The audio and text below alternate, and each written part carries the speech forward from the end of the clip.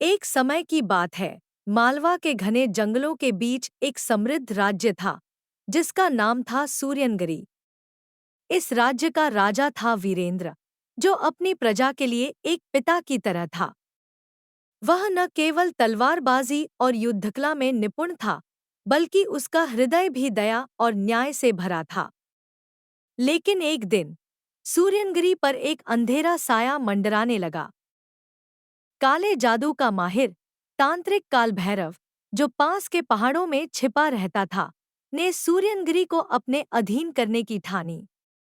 उसने रात के अंधेरे में जादुई मंत्रों से एक भयानक राक्षस को जन्म दिया, जो गांव वालों के सपनों में घुसकर उन्हें डराता और उनकी इच्छाशक्ति को कमजोर करता।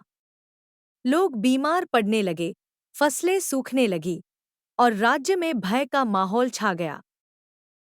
राजा वीरेंद्र को जब यह खबर मिली, तो उसने तुरंत अपने विश्वस्त सलाहकार, विद्वान गुरु शांतनु, से सलाह ली।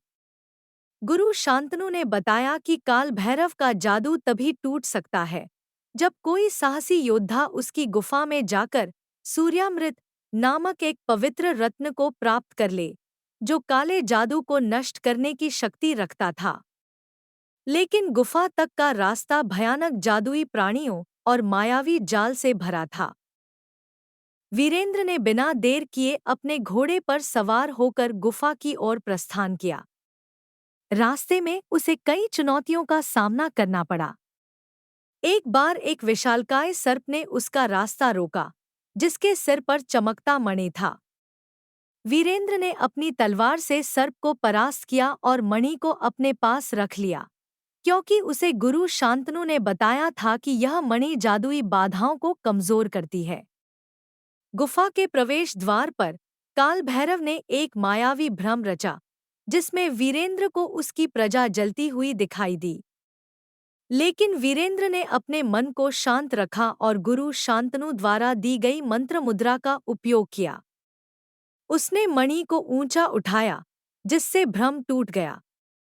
गुफा के अंदर काल भैरव ने अपने काले जादू से आग की लपटें और जहरीली हवाएं भेजीं, लेकिन वीरेंद्र ने अपनी बुद्धि और साहस से हर हमले को नाकाम कर दिया। अंत में वीरेंद्र ने सूर्यामृत रत्न को प्राप्त किया और उसे सूर्यनगिरी के मंदिर में ले जाकर एक प्राचीन मंत्र के साथ स्थापित किया। जैसे ही रत्न ने सूर्य की किरणों को स्पर्श किया, एक तेजस्वी प्रकाश पूरे राज्य में फैल गया। काल भैरव का जादू टूट गया और उसका राक्षस धूल में मिल गया। काल भैरव स्वयं अपनी शक्ति खोकर भाग खड़ा हुआ। सूर्यनगिरी में फिर से सुख शांति लौट आई। प्रजा ने राजा वीरेंद्र की जय जयकार की और उसे काल विजेता की उपाधि दी। वीरेंद्र ने अपनी जीत का श्रेय अपनी प्रजा की दुआओं और गुरु शांतनु के मार्गदर्शन को दिया। इस तरह राजा वीरेंद्र ने न केवल काले जादू को हराया, बल्कि यह भी साबित किया कि साहस, बुद्धि और अच्छाई के सामने कोई भी अंधेरा टिक नहीं सकता।